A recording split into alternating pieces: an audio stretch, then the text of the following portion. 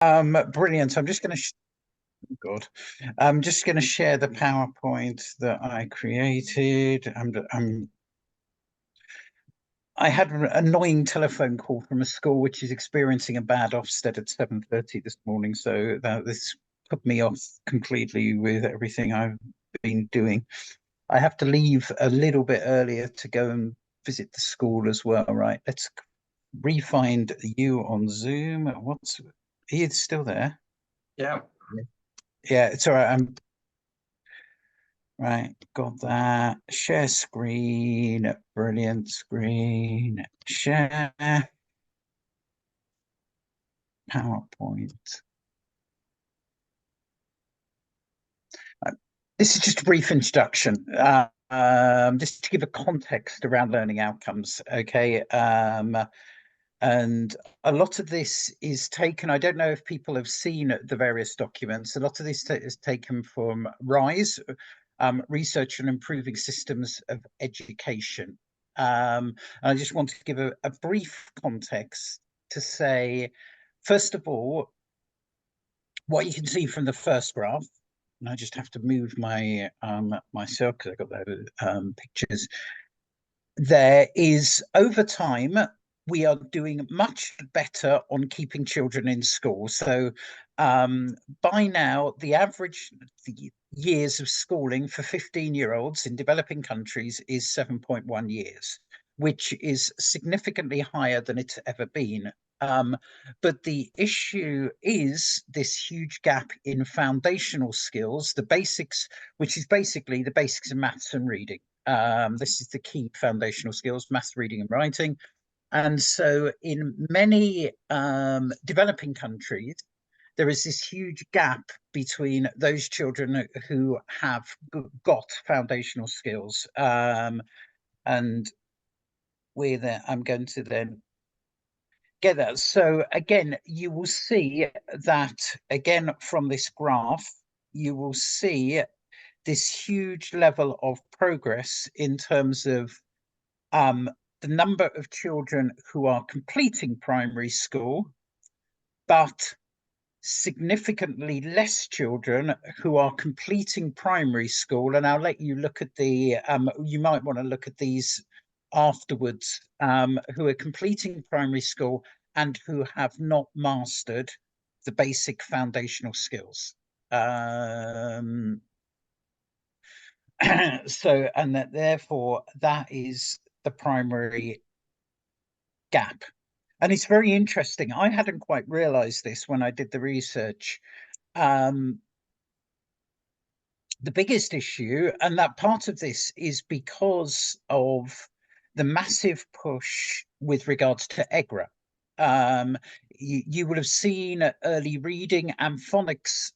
Synthetic phonics has been introduced across Africa, okay, across sub-Saharan Africa, and virtually in every developing country. And as a result of synthetic phonics being introduced, there has been an increase in children's reading levels. So now, but there's still there's still by grade 8, you're still talking about 45% of children who are reaching grade 8 do not have foundational literacy, but it's increased quite dramatically over the last few years. But the issue now is even more so with regards to numeracy, because we haven't had that big international development push in numeracy. The focus has all been around reading and early reading, and quite rightly so, because reading enables access across the curriculum. To every curricular subject, you need to have a foundation of reading. Otherwise, you won't be able to do it. So that we've had an improvement in reading. It's nowhere near good enough yet. And in particular, the really interesting thing, because literacy is my thing, children are learning phonics, but they are not learning to be fluent readers, and that's going to be the next area of push in international development. That shift from I can learn to decode a word to I can be a fluent reader. But we can talk about that in another day. So the element is if you're missing the foundations, your education system collapses at a later age, and as a result, those higher level skills which you need aren't there. And it's really interesting. From Rise, they came up with, which is really kind of from an educational point of view, is really this statistic on the right hand side around this regards to India, education in India. 86% of Indian youth aged between 14 to 18 could correctly state the length of the yellow pencil, but only 40% could correctly state the length of the green pencil. Because it's a higher level of application of maths skills there. And I wonder, that kind of assessment you would see mirrored, I would imagine, in a lot of sub-Saharan Africa, because they haven't got the underlying concepts. So that gives you a brief introduction on the foundation skills. And then, but what I was interested, and I've got a Jamboard I'm going to stick just for 2 or 3 minutes. Why are children, in our opinion, from NGOs, and I'm going to go to Zoom and the chat. How do I go back to... I'll just stop sharing, to be honest. Why are they not getting it? So I thought it would be just an interesting discussion. And hopefully there's a Jamboard that's appeared there. And so we can go on to that. If you've never used a Jamboard, I will start sharing. Again, I will just demonstrate, but you click onto the link.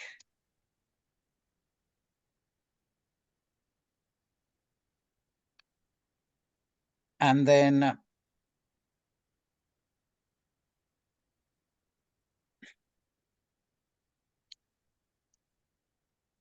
on the Jamboard,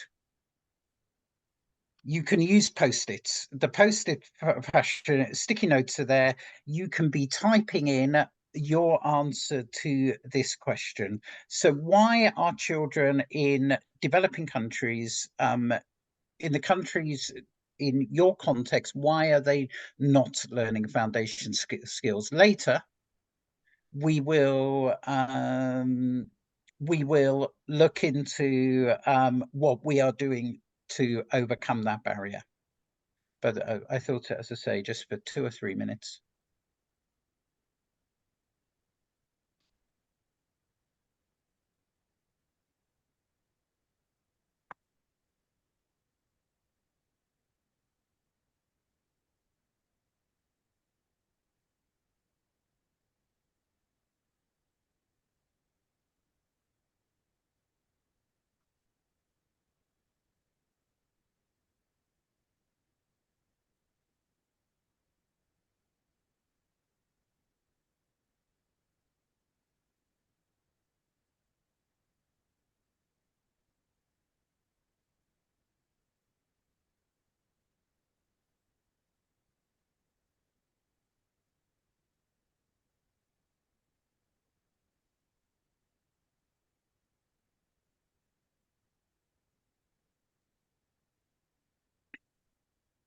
There's some really, really good points here. The lack of locally adapted resources, e.g. local language, phonics books or phonics decodable books. I think that's a massive, evidence will say that's massive, because you are most effective in learning to read in your own, in your first language. That whole large classrooms. And so I think with the overcrowded classrooms, there's an element of, therefore, your assessment that teachers in it, it's really difficult to assess who's got it and who's not. I think that's where part of that issue also comes in. Teacher absenteeism. then we had that massive interruptions to school, conflicts. I know in Ethiopia, where I do a lot of work, some schools, the government or the rebels, they actually exchanged in one school. Once in 1 month it was the government, 1 month later it was the rebels, just took over the school, and kids were not allowed to go in there. There's a kind of inverted commas barracks. The culture of reading and parental support at home, and that's there, but gives us I really like that point. The trickle-down effect doesn't happen from the expensive USAID-funded initiatives to the rural schools. There's a lot of that, and that's the issue, I think, of the teacher training, the issue of cascade training that rarely works if you don't get the support afterwards. So teachers get given the training, and then there isn't the mentoring and support afterwards, and therefore the training doesn't come effective. I don't know if anyone's got any comments they themselves want to shout out. I'm picking on a couple of things.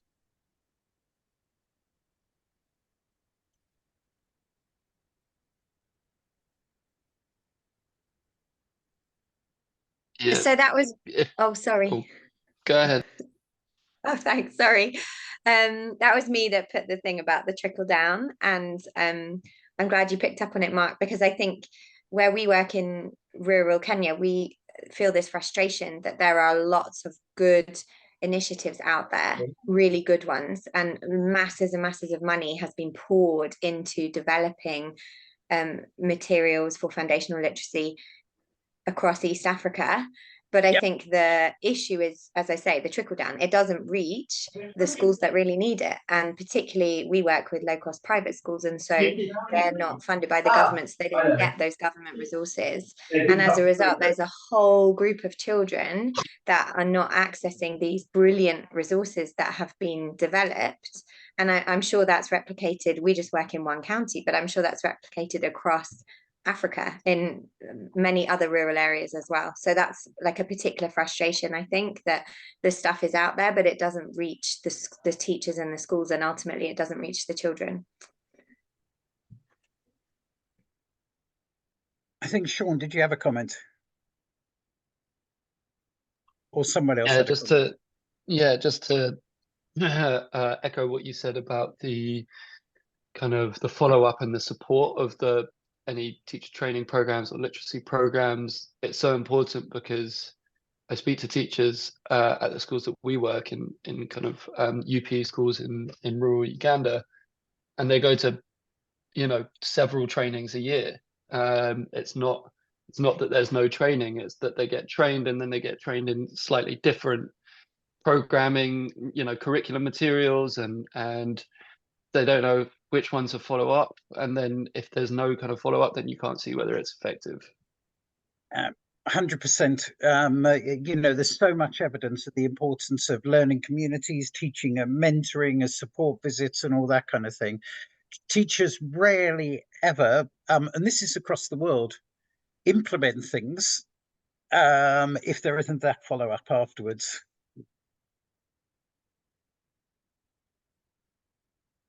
Okay, just then the final two slides of, and I won't go into the PowerPoint, I'll just do them here. Again, I don't know if people have seen this. I've put the link to it. There is this famous GIAP,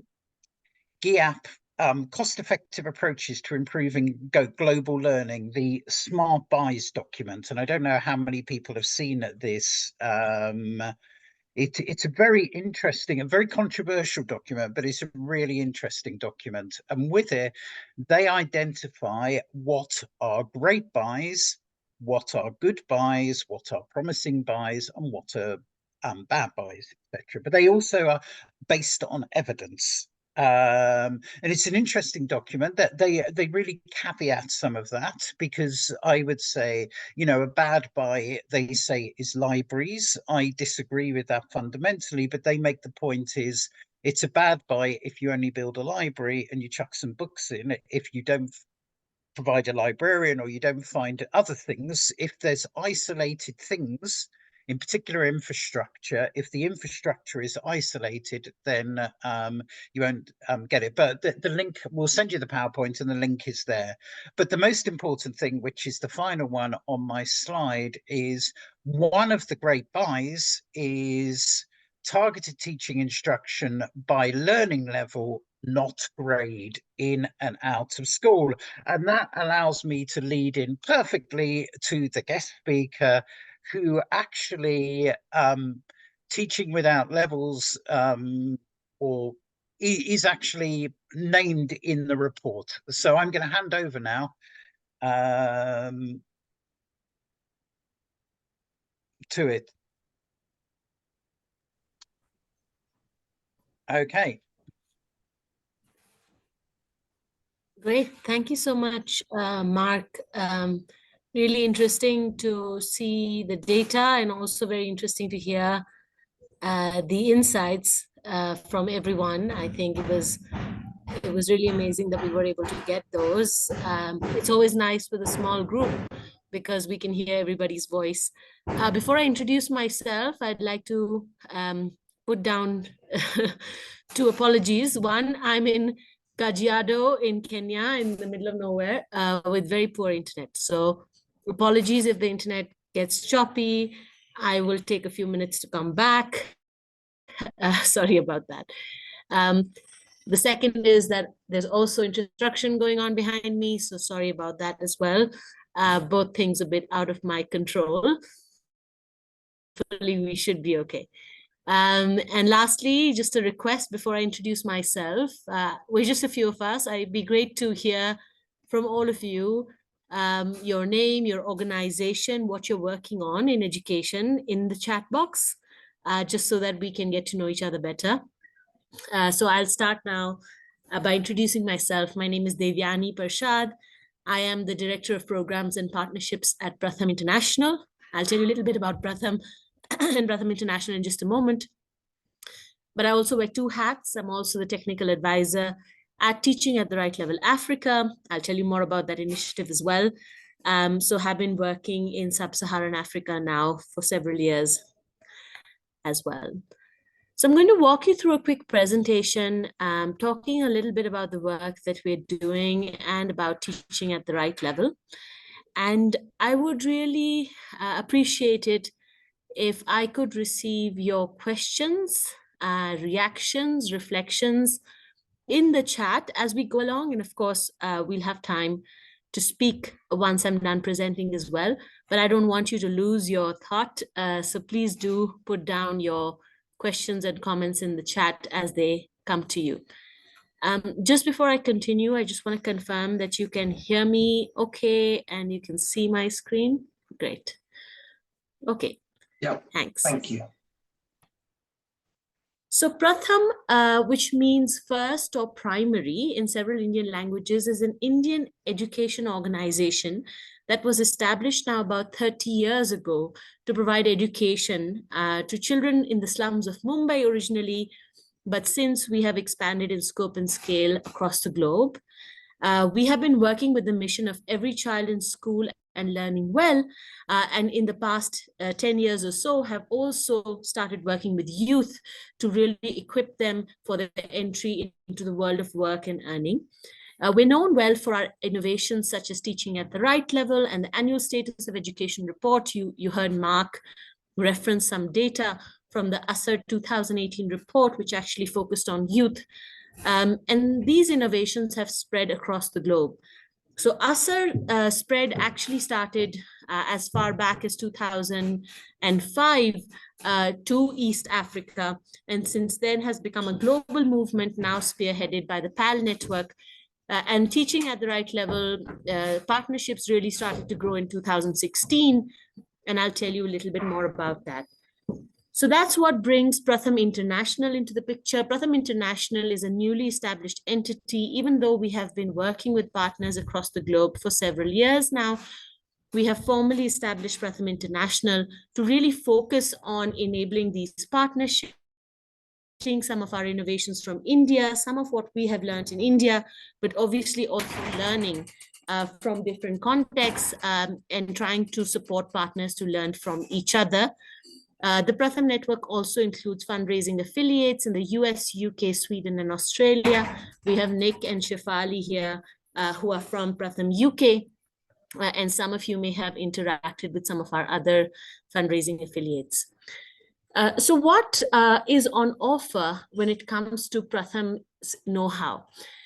So Pratham started with working in early childhood education in India, but over the years, our scope expanded to basically span the entire education spectrum, mainly identifying gaps in quality and gaps in delivery, and trying to see if we could come up with innovations to address some of those gaps. One of the main gaps has been low foundational skills for children. And the assessments work that we do and teaching at the right level, really focusing on addressing that gap. So naturally, with Pratham International, the focus has been on first taking that know-how to contexts outside India, mainly based on demand from other contexts, to see if our innovation could be adapted and contextualized, almost built from scratch for other contexts, and what could the impact be. But we are slowly exploring other areas of work as well.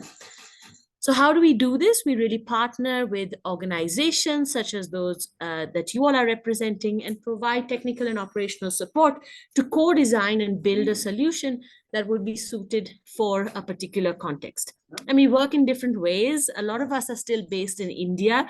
So naturally, a lot of our support is remote, but also hybrid and spending a lot of time in countries to understand how we can work together to find solutions. So that really brings me to teaching at the right level. You heard Mark talk about the low foundational skills across the globe, also talking about the GEEP report and how targeted instruction or teaching at the right level has been identified as a good buy.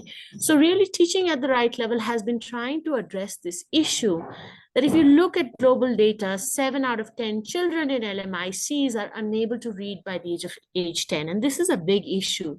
Because if you look at our curriculum, we're already expecting these children to be reading by grade 2, which is often the age of 7 or 8. But even if we look at data by grade 10, most children are not able to read and do basic math.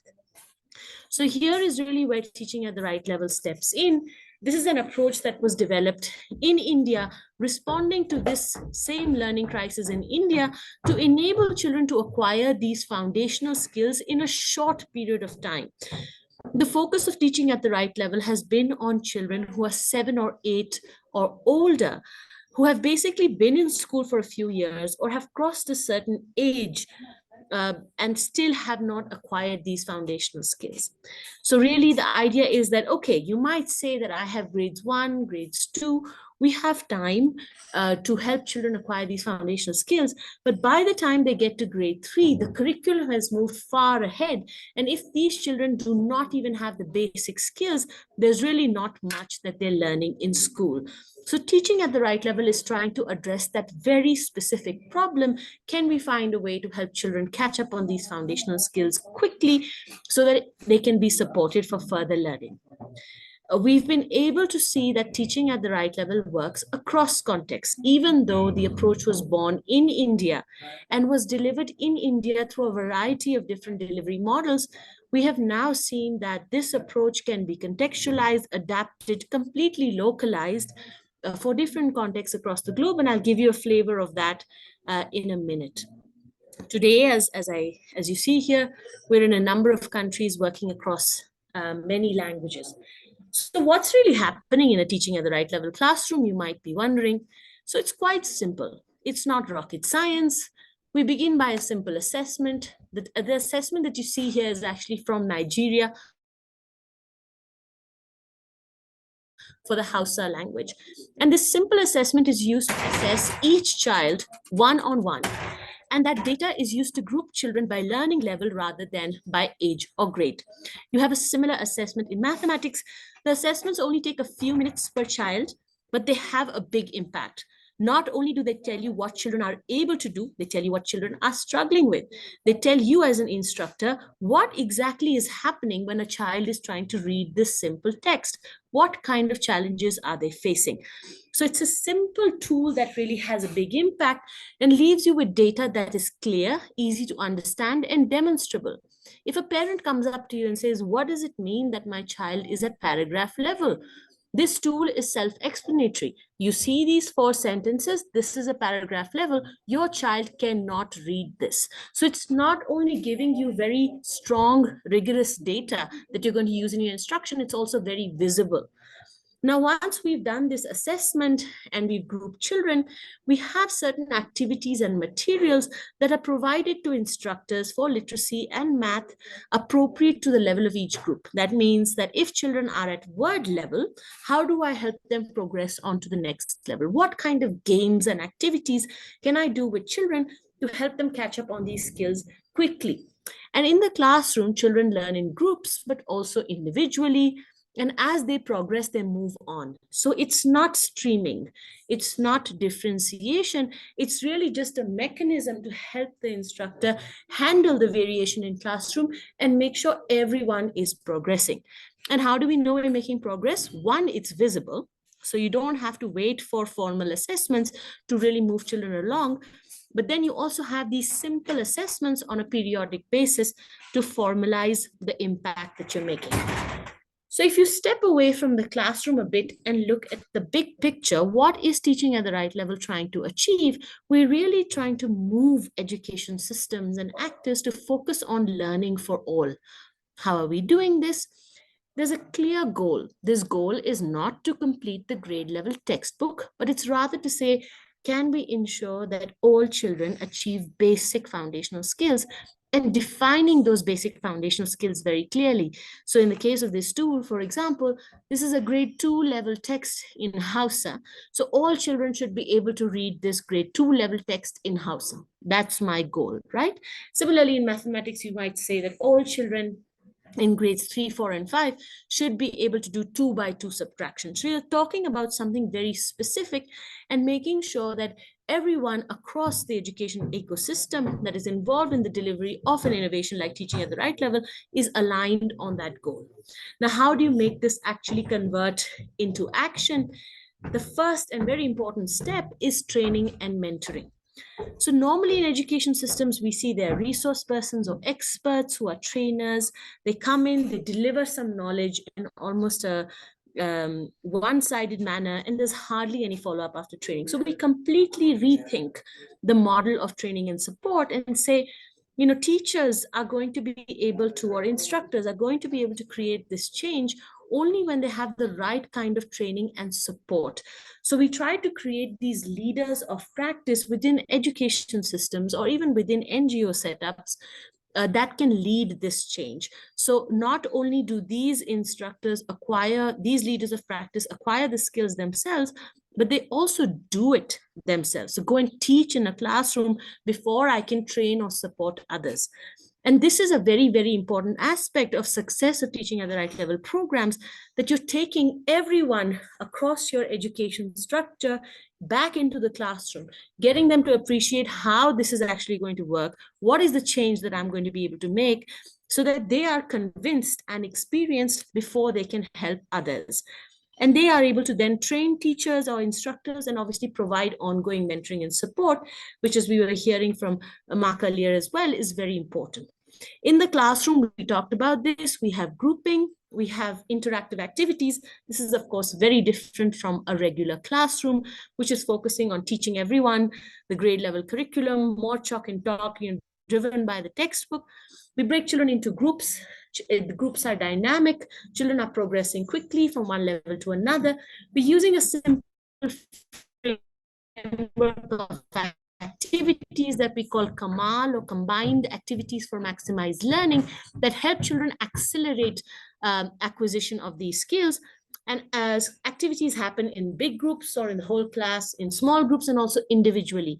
So it's not just children acquiring a skill, they're also practicing it, they're working together, they're developing many soft skills as well, such as collaboration, communication, and very importantly, confidence, right? So they are actually feeling like at the end of the day, I've made some progress, I've learned something new, as opposed to being at the back of the class where they can't really follow anything because they haven't acquired even the basic skills.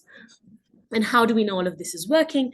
Of course, we have the simple one-on-one assessments, but then we have review processes that are designed and set specific to each context so that you know what's working, what's not working, you can respond, and you're not waiting for the end of the program or the end of the term to really understand how you're doing. And how do we know all of this really makes sense? There have been a series of evaluations on Pratham's teaching at the right level approach over the years. In the early years, mostly in India, in partnership with JPAL. But since then, the program has expanded to many contexts outside India.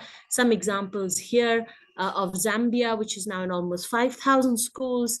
Côte d'Ivoire, where the government is now planning to scale to the entire country, and many other contexts as well, where adaptations are now being applied.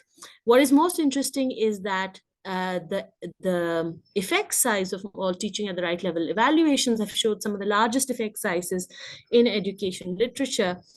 And it's exciting to see how some of this evidence has now been so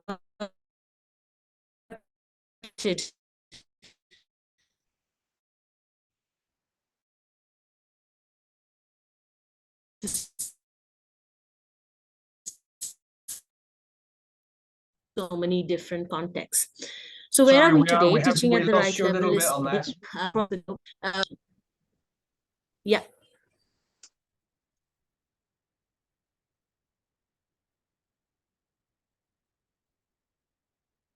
Are you still with us?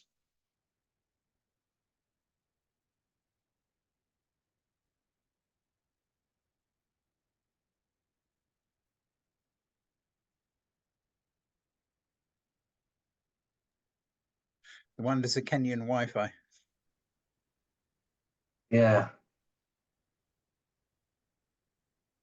Nope. I think she'll log back in again in a second.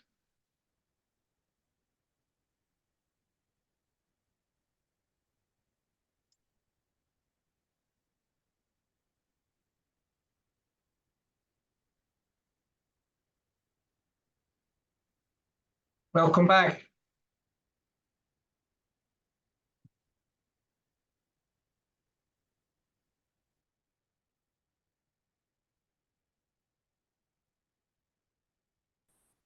Yeah, thank you. Sorry about that. No problem.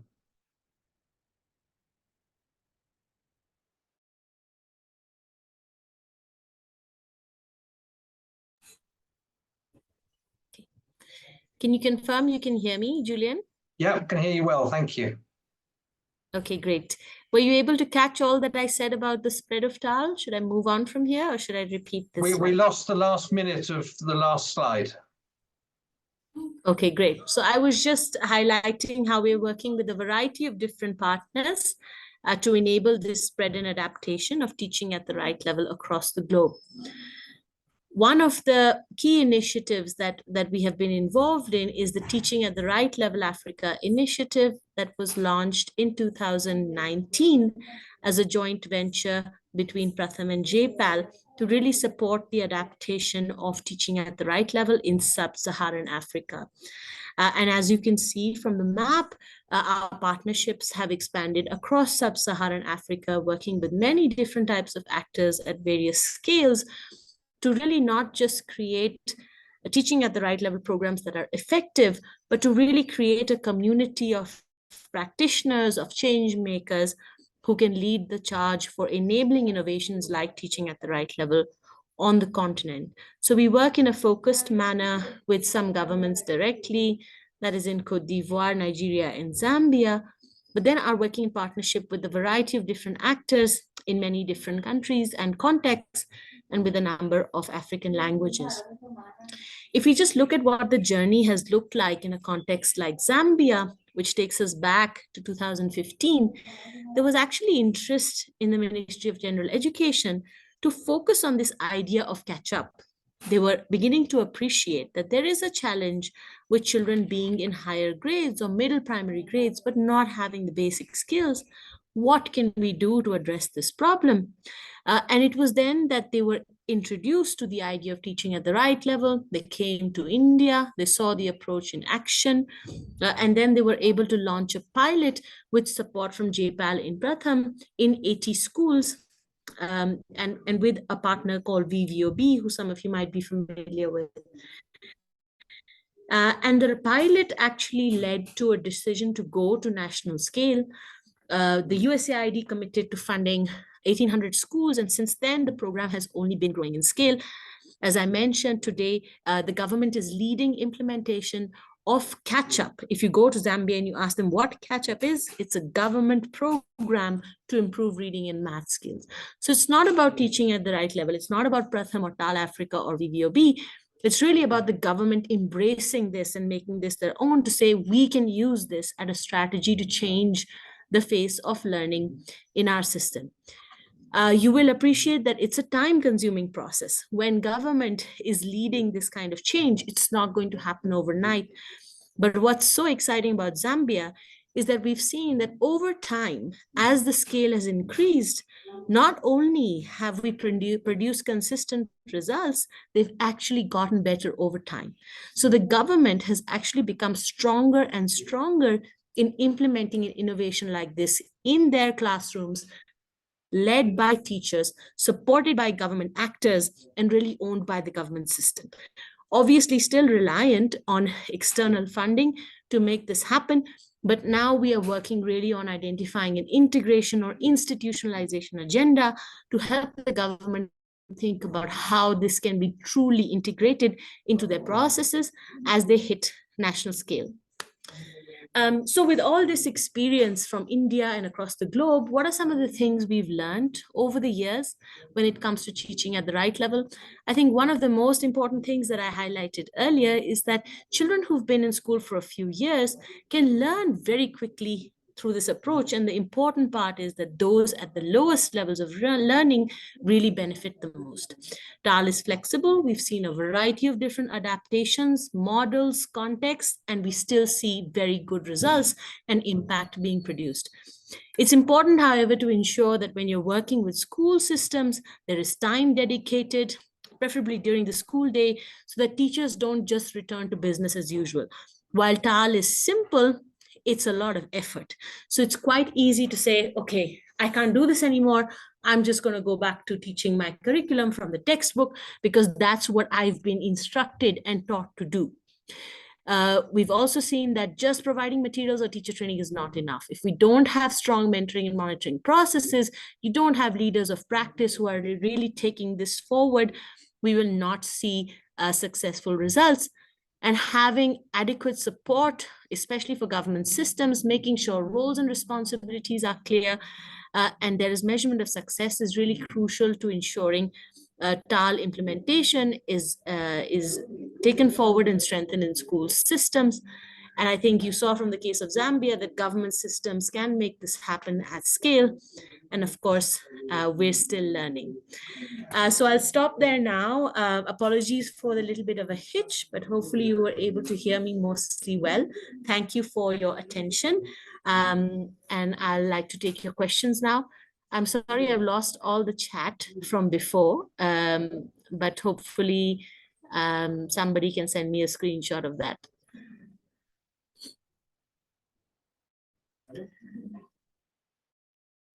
If I knew how to do that, I would, but I've got some questions that I can just read out. Are the instructors the teachers themselves?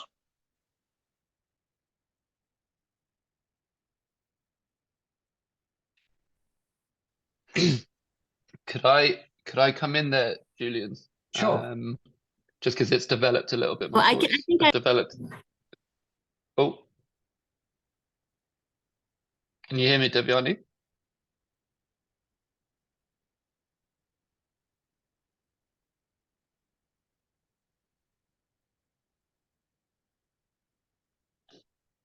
Oh, great. Yeah, so my question is around I guess the kind of granular details of integration with it, like in terms of the like I said, are the teachers the instructors, and how does it work alongside the school curriculum? How do you start off by kind of training the trainers, and then they train the teachers, and then the teachers implement it as part of their school day, or do instructors come in kind of alongside the teachers throughout a school day? Does it often in reality happen kind of outside school hours, weekends and evenings, for example? And how does it kind of integrate with the curriculum? Because I imagine with government input and policy, it's difficult to fit everything in already, let alone having a kind of new programming system.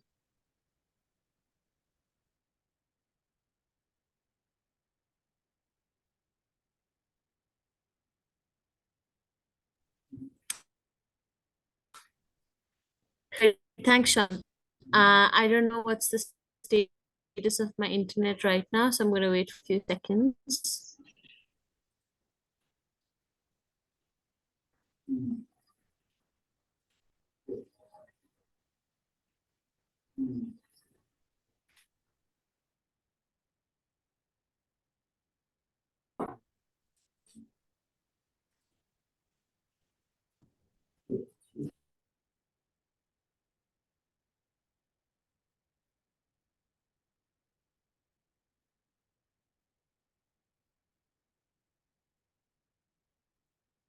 Oh, God.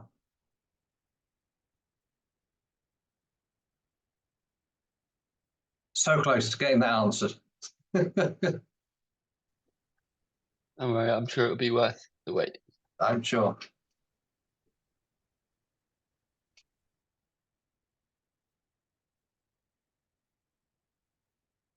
Devyani, can you hear us?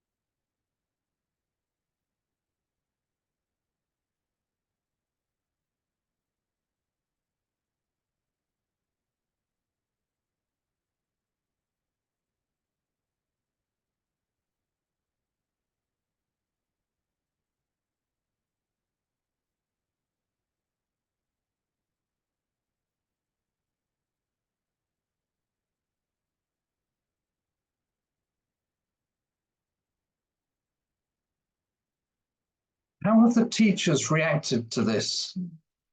Because it is another thing put on their shoulders. Are they embracing it or kind of resenting it initially?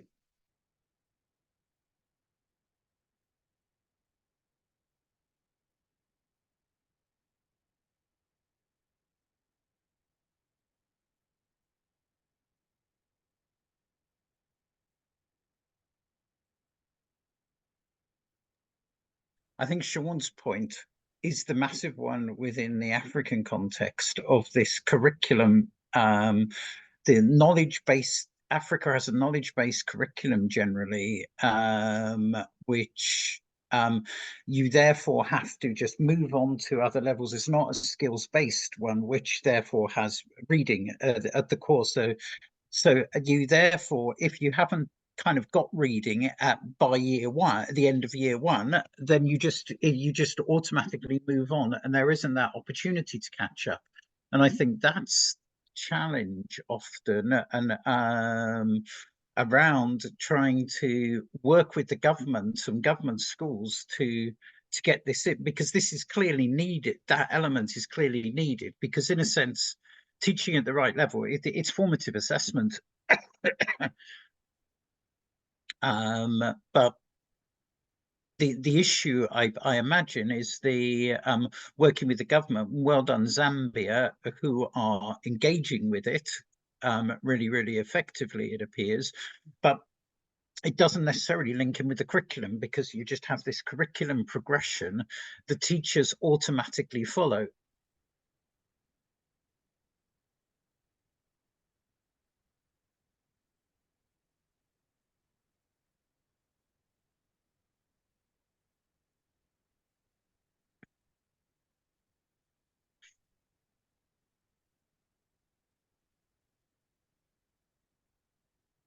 Yeah,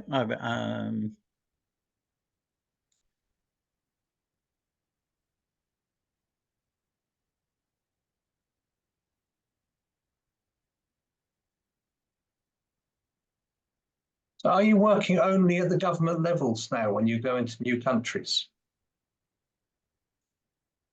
I imagine from the PowerPoint presentation, it would appear that they're also working with NGOs as well, who might be doing specific little kind of small pilots.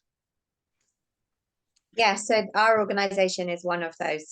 We have a staff member who has been trained in the TAL approach and then is rolling that out across the 45 schools that we work with. So we are one of them. Oh, how are you finding it? I've actually direct messaged Devyani because we've encountered some challenges, but I'm encouraged from her messages that she's been putting here about pushback at the beginning, that's very normal. I'm encouraged to see we're not the only ones that happens to.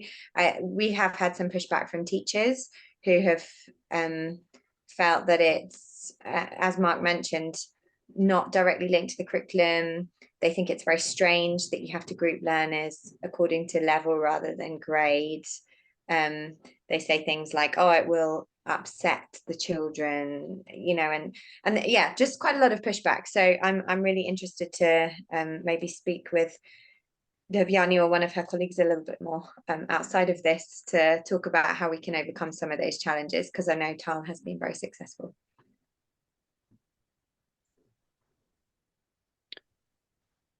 Harriet, can I ask what kind of like level that's at, like how big the groups are and how far the rollout is and how much time in the day it's kind of taking for the groups?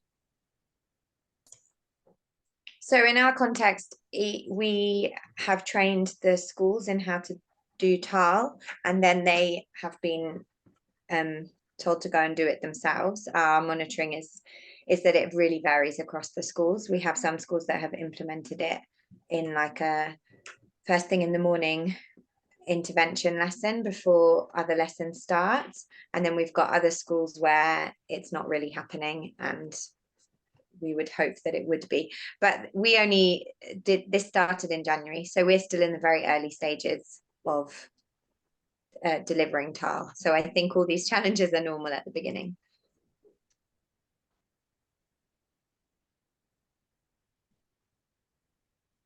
Mark, do you want to take us back onto your Jamboard for the next set of questions? yeah, when hopefully it's in the, I'm just going to put it back in the chat in case people have missed it, but basically it was just one more set of questions because of the and that was what, and if you go onto the Jamboard, you will go on to, I need to reshare my screen actually, you go on to slide 2 and you'll see it. So I'll just reshare myself, Share, right, and then Jamboard. Yeah, you'll be able to, we were on slide 1, now you just move across to slide 2. And is there anything that we are doing within our NGOs to try and support the teaching of foundational skills? Like Harriet already said, they've introduced the teaching at the right level at the top already. Is there anyone else doing anything? So if we just, obviously we might want to just shout it out because it's there, but maybe just stick it on the Jamboard just for initial discussion, and then we can.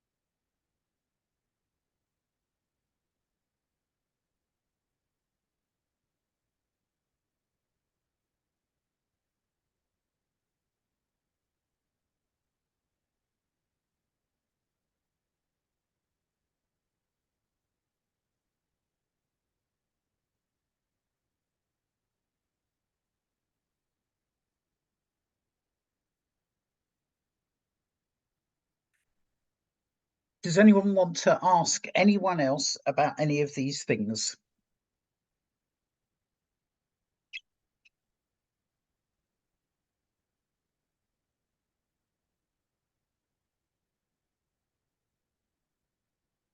Or share what they've... Is anyone doing sort of audio books as a way of learning? Or is that just a stupid idea?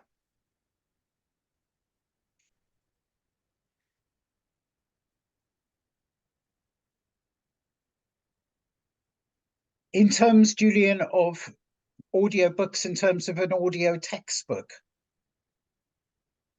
Textbook, storybook, so that actually kids can listen and hear the words being correctly pronounced across the different languages that they may use. I'm very aware in Tanzania, the Tanzanian teachers, their pronunciation is always quite challenging, and it might be a helpful thing for them to learn or hear English accents reading English books.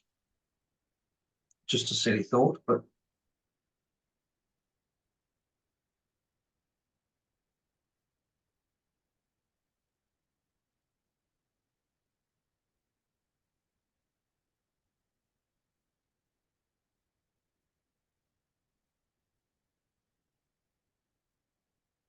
anyone else? Any either questions or about any of the...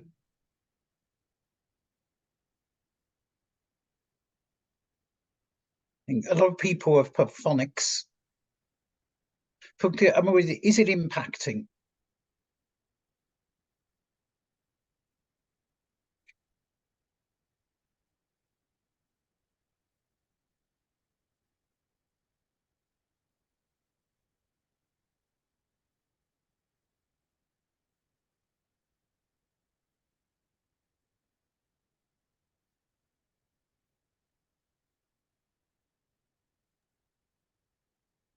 I'd love to hear more about the storybook training. That's not something I've come across before.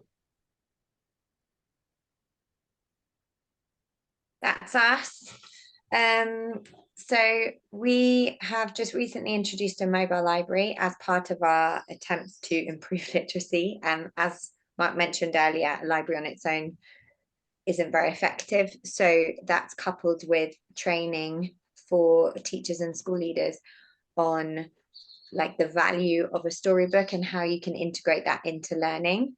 Many of the communities that we work with, they've never had exposure to a storybook before. So they haven't had that model that many of us might have grown up with, where you would sit on the carpet and the teacher would hold out the storybook and look at the pictures with you and share the story and ask questions. Like, many of them have never had that. And so we've been equipping the teachers with those skills so that when they take books out of our mobile library, they're then able to integrate them into their lessons and use them to develop literacy skills, even amongst ECD where they can't actually read, but just the act of reading a class story together daily can be very beneficial.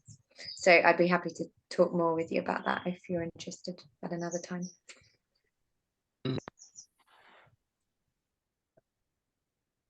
Yeah, that's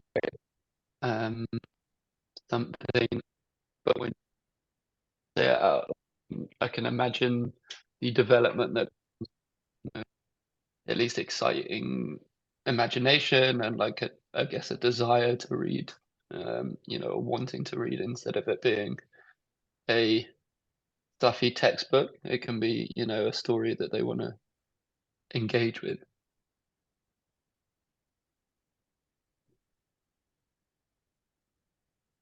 Thanks, Harriet.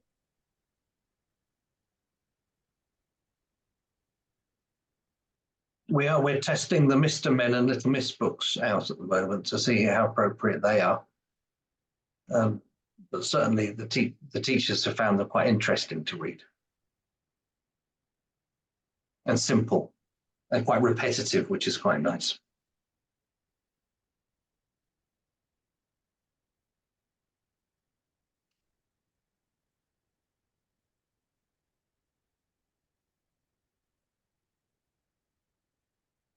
One of the projects I'm involved in Ethiopia, and it's really impacting. It's only in 4 schools, but they assess children at the end of at the beginning of grade 2, because there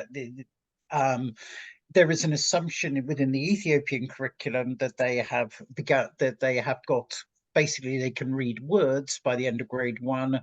We've assessed it for those children who haven't, those girls who haven't, and then they go to tutorials.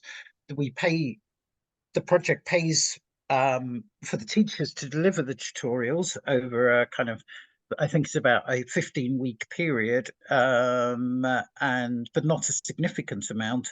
But it is really, really having an impact. And what's more, the teachers are really, what's lovely is that in 3 of the 4 schools, the payment has ended, and the teachers saying, oh, we're going to carry on doing it because we're seeing it's making a difference.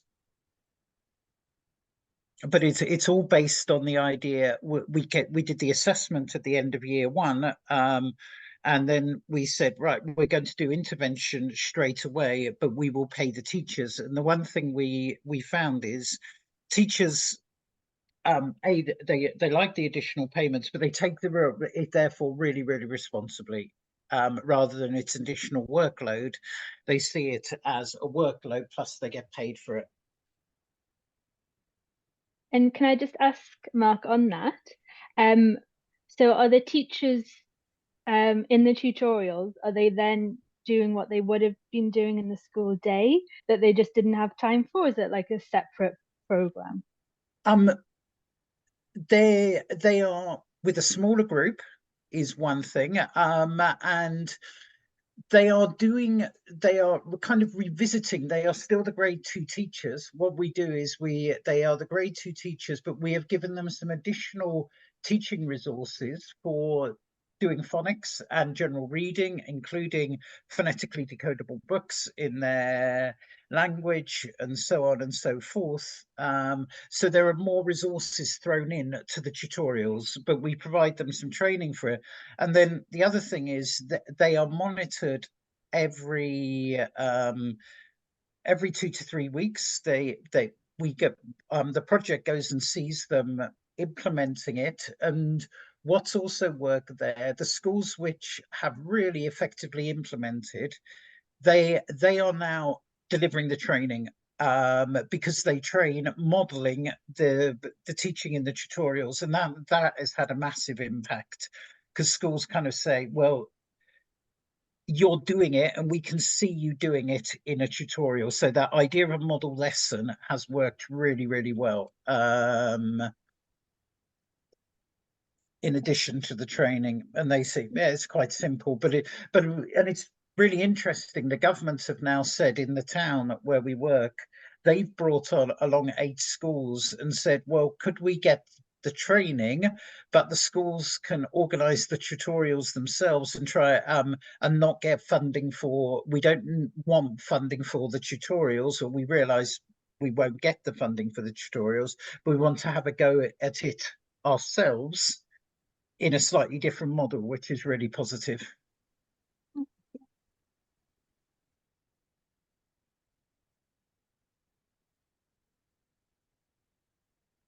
There's a message in the chat for Harriet.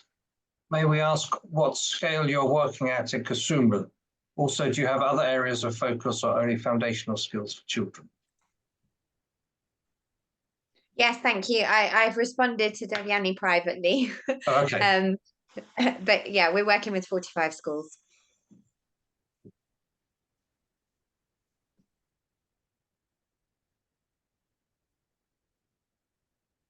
Brilliant. Any further comments or questions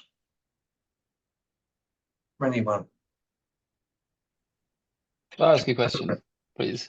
I am interested in, well, I'm interested in looking into this for our organization, and I just wonder about like the cost implications, whether Devyani, in your experience, you at Pratham or any of the other organizations catch up and so on, measure kind of cost effectiveness, how much it might cost per school. We're working on a small scale at the moment, and obviously there's different models, whether you involve the government, whether you do it directly, all that kind of thing.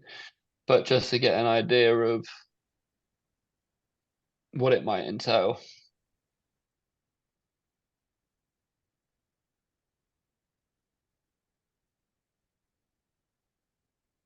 Yeah, okay, I thought that might be the case.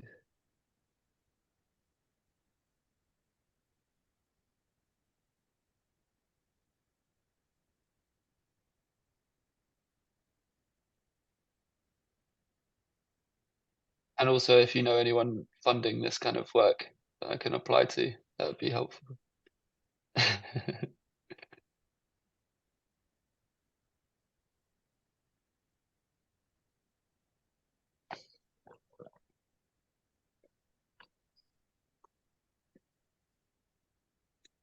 Harriet, was it expensive for you when you because you've obviously implemented it across the 40 schools? Was it a massive expense? No, not so far. So our staff member went on the training, which was highly subsidized. There was quite a cost for us. If I remember correctly, there was the training itself was free, but the accommodation wasn't, or something. I'd have to look back, but we paid something towards the training, but it was quite subsidized by TAL Africa, I believe. And then since then we've then rolled out, so we obviously had to pay the cost of bringing all the teachers together for a training on the TAL methodology. So that to us is a big cost because we're in a rural area, so transport for everyone to come together. And then we've given the schools some of the resources that were provided by TAL, so we printed them out. But other than that, from our side, there haven't been big costs, but we already have staff in place whose salaries are being paid. So those costs are still being paid by us, but they're running other programs as well as just implementing TAL in schools, if that makes sense. Yeah, that makes huge sense, because in some respects what you're almost suggesting, because a lot of these organizations you end up having to pay a large amount to get onto a program which provides you the resources to then you have to then deliver it within that. But what it appears is, in your case, that program was heavily subsidized, and you got those resources at a very, very low cost, because I think that's often the cost driver, is how much the program do you need to pay to access, in a sense, the program. Yeah, definitely. And Devyani has just confirmed that the training was free. It was just that we had to pay for the travel and accommodation. Which is quite, you know, absolutely fantastic. Yeah, So really brilliant. when Pratham do this in India, what we end up with is it takes about 2 hours a day to do literacy and maths in each school, and it's 30 days a year. So each trained person is kind of doing it in 5 schools, but you're only doing 2 hours a day. So you actually have the rest of the working day to do a whole lot of other educational interventions across the community. So it's not like a full-time person per school or anything, even when we do it. But of course, there's other delivery models with school teachers doing it themselves as well. Did you say 30 days a year, Nick? That's the way it's been done in India, yes. So you can then do 5 Okay. schools per person. There you go. So it's a 60-hour intervention in some respects to catch the children up. Yes. Which is typically, good. Though, we will repeat. Oh, okay. Different context. It's done in different numbers of days and numbers of hours. Most of the time in India, we're doing 30 days of 2 different subjects, but other context, the context might be different.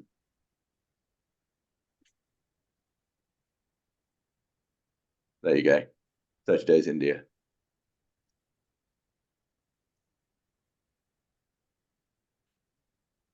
But still, the concept goes that you can have someone doing multiple villages a year and doing other things during the working day beyond 3 hours in one particular school. And then I assume the system is that you're relying on buy-in from the school, as in buy-in, not in terms of financial buy-in, buy-in in terms of release of children.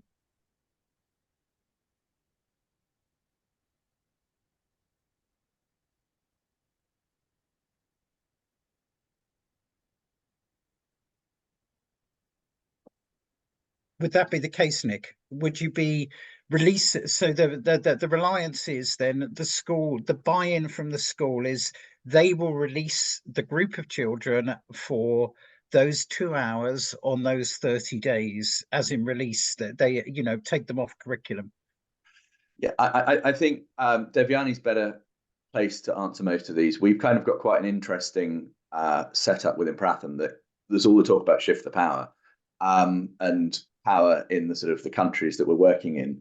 Pratham was sort of born in India, and the UK and the US fundraising arms were afterthoughts.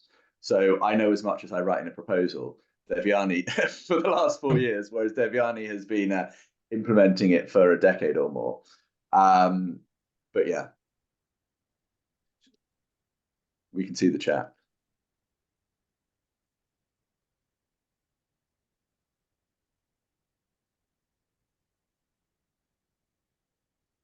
Mark, do you want to think about summing up for us?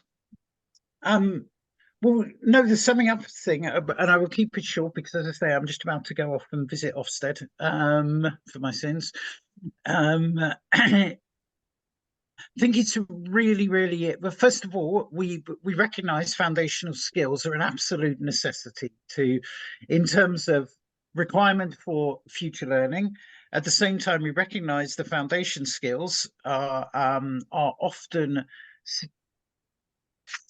not strong enough for our students, and so it is finding a system that enables us in a sense to either get the students to catch up, which is the within that Zambian context, or keep up if you end up teaching them at the same time. But some sort of system is absolutely necessary, and the teaching without teaching at the right level seems to have a lot of potential. The data says the World Bank documents highlights as an excellent buy in terms of intervention. So it's something that maybe we need to, you know, if people are interested, to have a conversation with Devyani personally, you know, with the emails, or with yourself, Nick. It might be easier, as Devyani is the pedagogical person behind it all. So I think if people are happy, then maybe to communicate, if Devyani can share her email, brilliant. And then people can be in contact with her if they would like to have further conversations around it.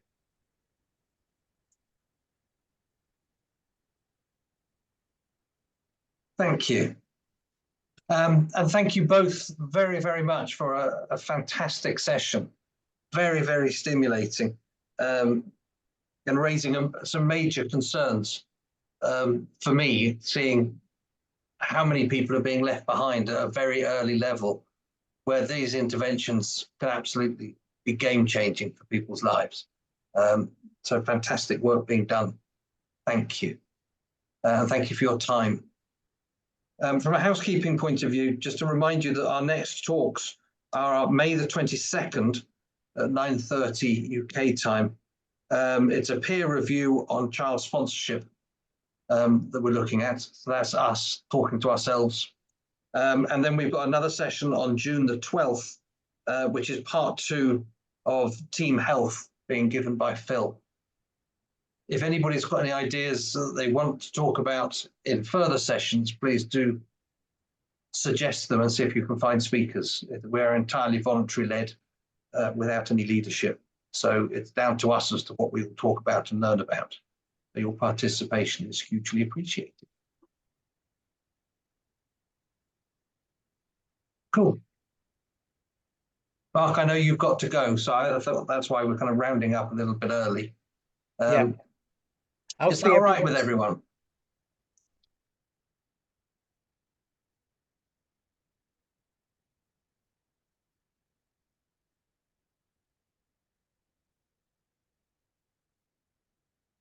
Is that okay with everyone? Great, thank you very much. Thank you, Julian, as ever, Thank you. for being a great Bye. facilitator. Thank you all for coming along. It's been absolutely fascinating. And the work being done is incredible. Try and stop the record button.